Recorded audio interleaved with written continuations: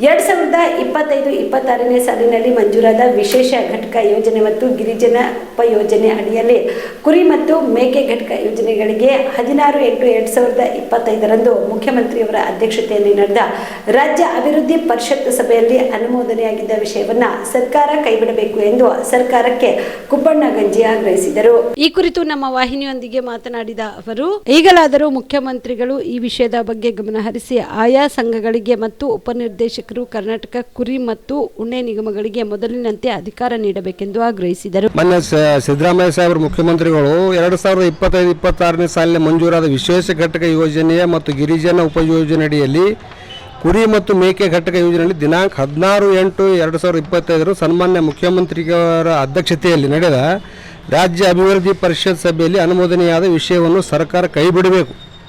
ಏನು ಅನುಮೋದನೆ ಮಾಡ್ಯಾರ, ಈ ಹಿಂದೆ ನಾವು ಸಾಲ ಕೊಡಬೇಕು, ಇದು ಕೊಡಬೇಕಂದ್ರೆ ನಮ್ಮ ಕುರಿಗಾಯರು ಮತ್ತು ನಮ್ಮ ಸೊಸೈಟಿ ಸಂಘದವರು CEO ಅವರ ಅಧ್ಯಕ್ಷತೆಯಲ್ಲಿ ಅವರು ಲಾಟ್ರಿ ಮುಖಾಂತರ ನಾವು ಸೆಲೆಕ್ಷನ್ ಮಾಡ್ತಿದ್ದೆವು. ಈ ಅಧಿಕಾರ ಸೊಸೈಟಿಗಳಿಂದ ಕಸ್ಕೊಂಡು MLAಗಳಿಗೆ ಕೊಟ್ಟಾರ.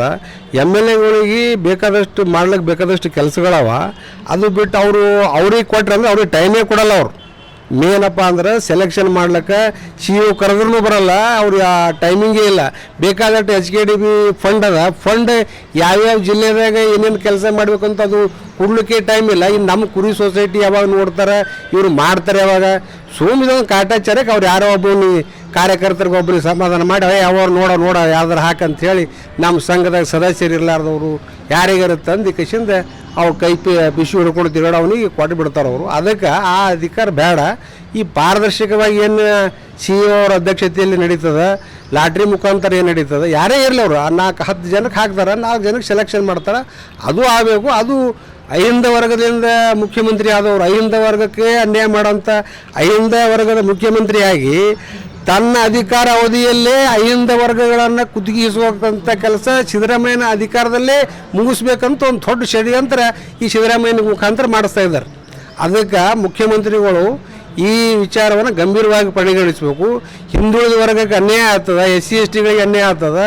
ಅದಕ್ಕೆ ಇದು ಹೆಚ್ಚಿನ ಗಮನ ಹರಿಸ್ಕೊಂಡು ಇದು ಮಾಡಿದ ಆದೇಶನ ರದ್ದುಪಡಿಸಬೇಕು. ಯಥಾವತ್ತವಾಗಿ ಮುಖ್ಯ ಕಾರ್ಯನಿರ್ವಹಣಾಧಿಕಾರಿ ಜಿಲ್ಲಾ ಪಂಚಾಯತ್ ಅವರಿಂದಲೇ ಈ ಕೆಲಸ ಕಾರ್ಯಗಳನ್ನು ಸಹಜವಾಗಿ ಮಾಡ್ಕೊಳ್ಳೋಕೆ ಯಾವುದೇ ಸಮಸ್ಯೆಗಳಿಲ್ಲದೇ ಮಾಡಿಕೊಡ್ಬೇಕಂತ ನಾವು ವಿನಂತಿಸಿಕೊಳ್ತೀವಿ.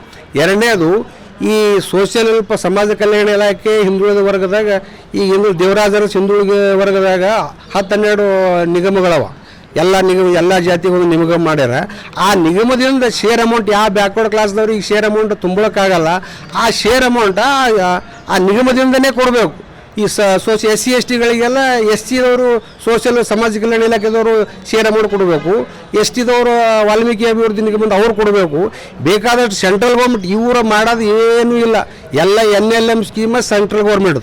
ನೀವು ಕೂಡ ಕಣ್ಣಿನ ಸಮಸ್ಯೆ ಎದುರಿಸ್ತಾ ಇದ್ದೀರಾ? ಎಲ್ಲಿ ಚಿಕಿತ್ಸೆ ಪಡೆಯಬೇಕು ಅಂತ ಯೋಚನೆ ಮಾಡ್ತಾ ಇದ್ದೀರಾ? ಮತ್ತೆ ಯಾಕೆ ತಡ?